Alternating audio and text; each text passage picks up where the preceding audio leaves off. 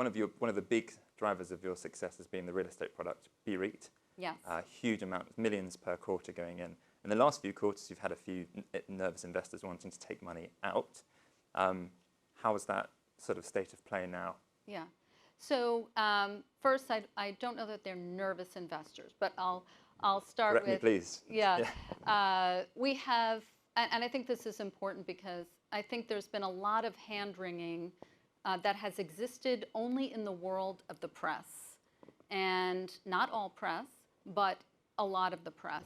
We have literally hundreds of thousands of investors in BREIT, and guess how many complaints we've had?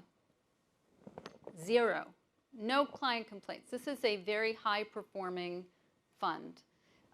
So I think that's really important, just to set the stage, what's in the press and what's actually happening on the ground. But if you go back to 2021, this was an incredibly strong performing fund, and the same in 2022. A lot of holders in Asia were at the same time experiencing the Hang Seng at a low, world markets coming down, as we all know what happened in 2022. There's no capital gains tax in Asia, and there were margin calls happening. And so the only asset, or one of the only assets in the portfolio that still had a gain, was BREIT. And so we started seeing outflows. And then news articles started writing about it, then we started getting questions, blah, blah, blah.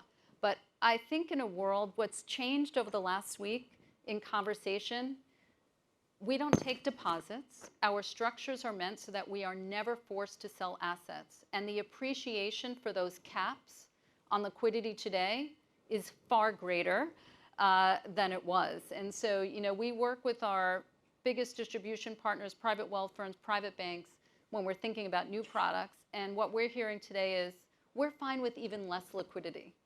So I think that rhetoric will change coming out of what you're seeing today, which is a very different crisis. And it's really a crisis of confidence and a crisis of liquidity. And having structures in place that do not mismatch. So if you want to own buildings, if you want to own companies, you shouldn't be looking for daily liquidity, as I mentioned. And you know, I'll make one other comment about BREIT because I think this is so fascinating. When we talk about not market timing, you could be the worst market timer in the world. If you had bought BREIT any time in its entire almost 7-year history, held it for a year, even if you sold it at the worst possible moment, which would have been April of 2020, because we marked the portfolio down in the middle of COVID, you still would have made profit.